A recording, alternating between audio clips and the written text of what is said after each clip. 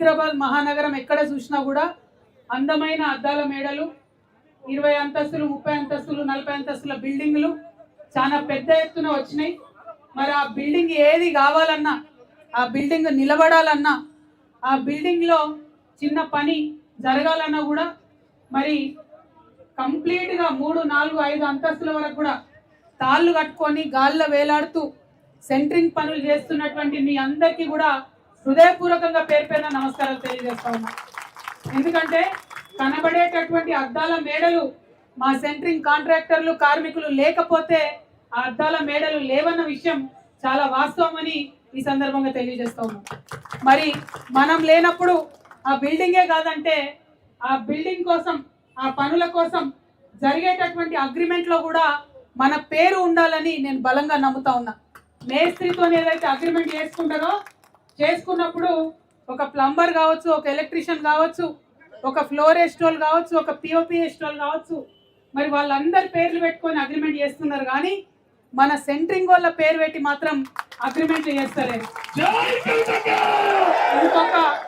ఇంకొక ముఖ్యమైన విషయం ఏంటంటే, గట్టిగా స్టడీ చేసిన నేను మరి ఇంత పవర్ఫుల్ మన వాళ్ళని చెప్తున్నారు, మరి వీళ్ళ సంగతి ఏందని స్టడీ చేస్తే వాస్తవానికి 10 నుంచి 15 లక్షల రూపాయల మెటీరియల్ పట్టుకొని మీరు పోయి ప్రతి బిల్డింగ్లో పనిచేస్తున్నారు.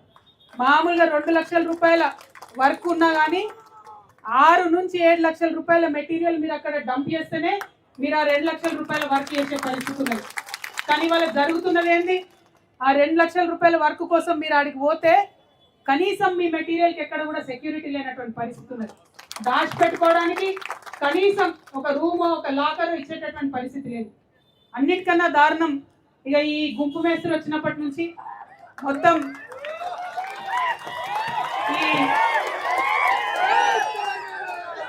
నాకు మీ మొత్తం ఉద్యమంలో నాకు బాగా నచ్చిన విషయం ఒకటి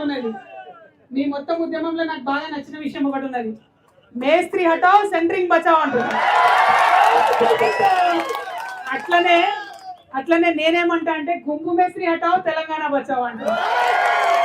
ఎందుకంటే ఈ గుంపు మేస్త్రి గారు వచ్చిన దగ్గర నుంచి హైడ్రా వాళ్ళు, మున్సిపల్ వాళ్ళు కనీసం నోటీస్ ఇవ్వకుండా వచ్చి ఇల్లు కూలగొడుతున్న పరిస్థితి ఉన్నది. మరి ఇల్లు కూలగొడితే ఇల్లు గలైనకు ప్రాబ్లమే, కానీ ఆవులు కొట్లాడుకుంటే కొల్లేగలు ఇబ్బంది పడ్డట్టు ఇల్లు వచ్చి గవర్నమెంట్ వాళ్ళు కూలగొడితే సెంట్రింగ్ వాళ్ళు మధ్యలాగమయ్యే పరిస్థితి ఉన్నది. మొత్తం మీ సామాన్తో సహా అందులో కంప్లీట్గా పోతే కూడా కనీసం ఇల్లు గలైన ఇచ్చుడు కానీ, బిల్డర్ ఇచ్చుడు కానీ, ప్రభుత్వం మరి ఒక మాట ముందు సెంట్రింగ్ వాళ్ళకు మీ సామాన్ జర పక్కకు పెట్టుకుంటే మేము ఇల్లు కూలగొట్టేదాని పరిస్థితి కూడా లేదు. మరి పోయినటువంటి ఆ సామాన్కి నష్టపరిహారం ఇచ్చే ఆలోచన కూడా చేస్తలేరు. కాబట్టి ఎన్ని రకాలుగా ఆలోచించినా ప్రతి సందర్భంలో పని చేస్తున్నది మీరు, ప్రాణాన్ని పణంగా పెట్టి 5-6 అంతస్తుల మీద గాల్లో ఊగులాడుకుంటూ వర్క్ చేస్తున్నది మీరు. కానీ ఇంతవరకు ప్రభుత్వం నుంచి ₹1 సాయం కూడా అందుతలేదు.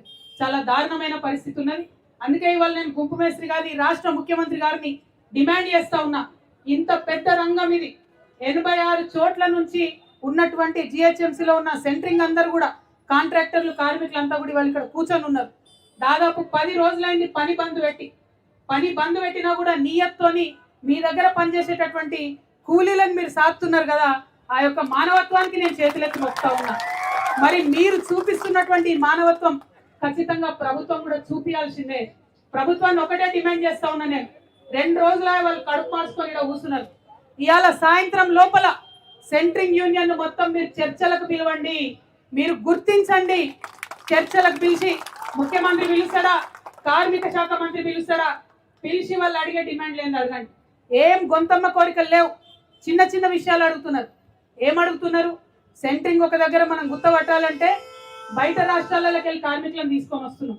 మరి తీసుకొని వచ్చేటప్పటికే వాళ్ళకి ఈఎస్ఐ కార్డు కావాలి, దానికి గుర్తింపు కావాలి.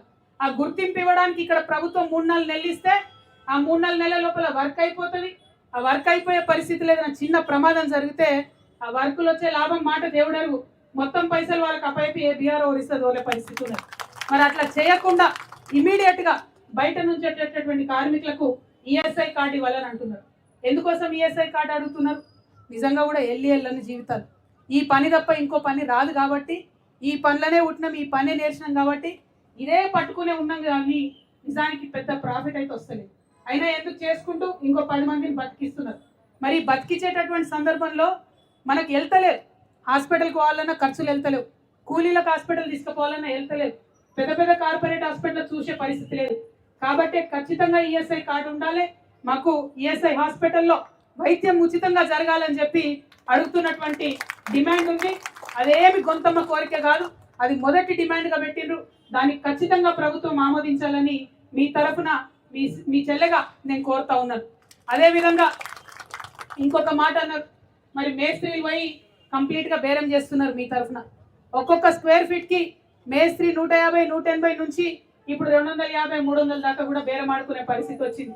ఇప్పుడు 400 దాకా కూడా పెరిగిందని కింద నుండి మా ప్రవీణ్ గారు చెప్తా ఉన్నారు. నేనేమంటున్నా అంటే మరి 400 పెరిగితే ఆ పెరిగిన దాంట్లో సెంటరింగ్ వాటా ఎంత? ఇప్పుడు 30 రూపాయలు ఇస్తున్నారు, 35 రూపాయలు ఇస్తున్నారు. ఎక్కడన్నా కాంపిటీషన్ ఉన్న కాడ మనోళ్ళే ఒకరు 35 అంటే ఒకరు 32 అని చేసుకునే పరిస్థితి ఉంది, పని లేదు కాబట్టి. కాకపోతే మరి ఆ మేస్త్రీలే కూర్చోబెట్టి 51 రూపాయలు అడుగుతున్నారు. అది వాజిబైన డిమాండే, ఖచ్చితంగా 51 రూపాయలు ఇవ్వాలని చెప్పి నేను ప్రభుత్వాన్ని డిమాండ్ చేస్తున్నా. మరి అది ఎప్పుడు సాధ్యమవుతుంది? మేస్త్రి చేతిలో మీ చుట్టుంటే సాధ్యం కాదు.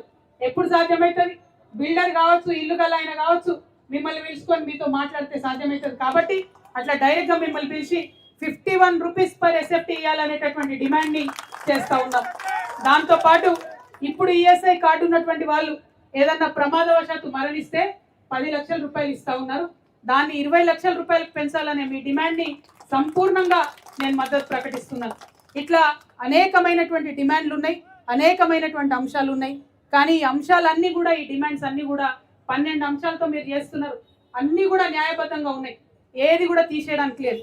ఇవాళ ఈ రాష్ట్రంలో తెలంగాణ రక్షణ సేన అనేటటువంటి పార్టీని పెట్టి నేను మీ ముందుకు వచ్చిన. నేను ఎక్కువ మాటలు చెప్పలే, ఏం చెప్పినా రేపటి నాడు తెలంగాణ రక్షణ సేన అధికారంలోకి వస్తే ఈ రాష్ట్రంలో ఉన్న ప్రతి ఒక్కరికి ఉచిత విద్య, ఉచిత వైద్యం రావాలనేటటువంటి ఆలోచనతో నేనున్నా. అది ప్రైవేట్లో చదువుకున్నా సరే, ప్రైవేట్ హాస్పిటల్లో చూపించుకున్నా సరే ఉచిత విద్య, ఉచిత వైద్యం ఉండాలని చెప్పి నేను అనుకుంటా ఉన్నా. దానికోసమే నేను పనిచేస్తా ఉన్నా. రేపటి నాడు మీ దయ వల్ల నేను టిఆర్ఎస్ తెలంగాణ రక్షణ సేన అధికారంలోకి వస్తే మీ ప్రధాన డిమాండ్లు ఏవైతే ఉన్నాయో, మీకు ఈ హైదరాబాద్లో 86 చోట్ల 1000 నుండి 2000 గజాల చోటు ఏదైతే అడుగుతా ఉన్నారో అది తప్పకుండా ఇస్తామని చెప్పి తెలియజేస్తా ఉన్నారు. అంతేకాకుండా హైదరాబాద్ విషయమే కాదు, ఇది ప్రతి మండల కేంద్రంలో కూడా మీరు విస్తరించాలి. ప్రతి మండల కేంద్రంలో కూడా సెంటరింగ్ వాళ్ళు సంఘాలు పెట్టుకోవాలి. వాటిని అక్కడ ఉన్నటువంటి లేబర్ ఆఫీసర్లతో కూడా అనుసంధానం చేయాలని కూడా ఈ సందర్భంగా మేము ఆలోచన చేస్తూ ఉన్నాం. మరి మీతో పాటు కలిసి ఖచ్చితంగా నడుస్తాం. హైదరాబాద్ నగరం నిర్మిస్తున్నటువంటి మీ అందరి జీవితాల్లో వెలుగులు నింపడంలో మీ అడుగులో అడుగునై నేను కూడా నడుస్తానని తెలియజేస్తూ, మరి ముఖ్యమంత్రి గారికి ఒకటే ఒక హెచ్చరిక చేస్తా ఉన్నాం. ఇక్కడ నుంచి ఇవాళ ఇక్కడ వచ్చిన వాళ్ళు మొత్తం జిహెచ్ఎంసీలో 86 ఏరియాల నుంచి కాంట్రాక్టర్లు, వారి దగ్గర పనిచేసేటటువంటి స్టాఫ్, లేబర్స్ అంతా కూడా వచ్చి ఉన్నారు. మరి మీరు మర్యాద కొద్దీ వాళ్ళని ఇలా సాయంత్రం లోపల చర్చలకు పిలవండి, పిలిచి వాళ్ళకు ఉండేటటువంటి అంశాలన్నీ పరిష్కరించండి. లేదు కాదు కూడదంటే వాళ్ళు పంతం పట్టి ఏమన్నారు, మాది అయ్యేదాకా మేము కూర్చుంటామన్నారు. ఇవాళ వాళ్ళు ఒక్కరే కూర్చున్నారు.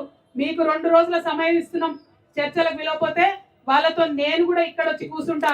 అది ఎన్ని రోజులైనా సరే మమ్మల్ని పిలిచేంత వరకు, చర్చలకు సమస్యలు పరిష్కరించేంత వరకు కూర్చుంటాం. ఇక అట్లా కాదు ఇట్లా కాదు లొల్లి పెడతాం, ఏం పట్టించుకోమని ముఖ్యమంత్రి గారు అనుకుంటే జిహెచ్ఎంసీ ఎన్నికలు తొందరలో వస్తున్నాయి బిడ్డ, కర్రు కాల్చి వాత పెడతారు మా సెంట్రింగ్ కార్యకర్తలను కూడా ఈ సందర్భంగా తెలియజేస్తూ మళ్ళొకసారి